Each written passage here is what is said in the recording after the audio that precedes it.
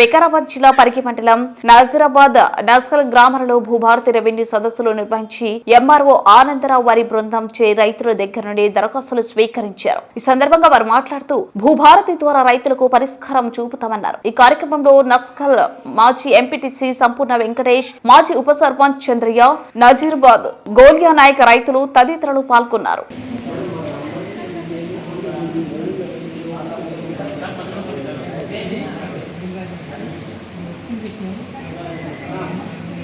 మాది నజీరాబాద్ తాండా. రెవెన్యూ ఆఫీసర్లుగా మా ఊరికి వచ్చారు. ధరణి సమస్య పోయి భూభారతిలో ఇప్పుడు నడుస్తుంది.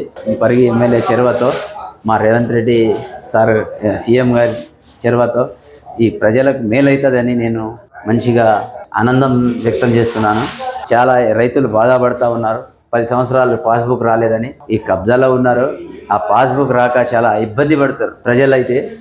కేసీఆర్ గొప్పలు చెప్పుకుంటారు టీఆర్ఎస్ వాళ్ళు, కానీ రైతులకు ఇప్పుడు ఆనందం వ్యక్తం చేస్తున్నారు.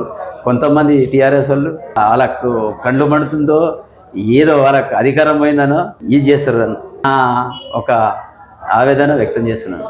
ఈ ధరను ఉండగా బాగా ఇబ్బందులు ఉండే కొన్ని సమస్యలు భూభారతి వచ్చినాక అన్ని సమస్యలు పరిష్కారం అవుతున్నాయి. కనుక ఈ మా దగ్గర లావాణి భూమి ఎక్కువ ఉన్నది, 1600 ఎకరాల భూమి ఉన్నది.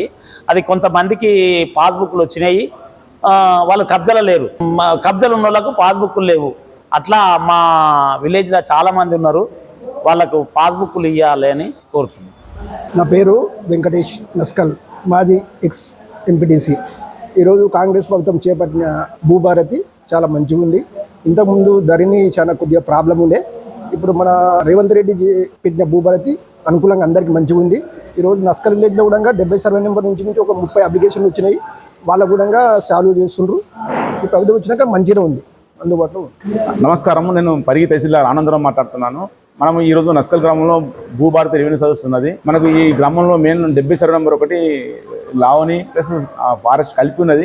సర్వే నెంబర్ 1100 ఎకరాలు ఉంటుంది. కొద్దిగా ఇందులో ఏమైందంటే కొందరికి ఆర్ఎస్ఆర్ ప్రాబ్లమ్ తోటి పాస్బుక్స్ రాలేవు, కొందరికి భూమి లేకుండా పాస్బుక్స్ ఉన్నాయి. ఇది సర్వే చేసి మ్యాటర్ సెటిల్ అవుతుంది. అయితే అందరూ దరఖాస్తు ఇచ్చారు, తీసుకున్నాం. మిగతా రకంగా ఏమైతే సమస్యలు పెద్ద లేవు, మాక్సిమం వేరే చిన్న ఇష్యూలుగా ఇస్తున్నారు.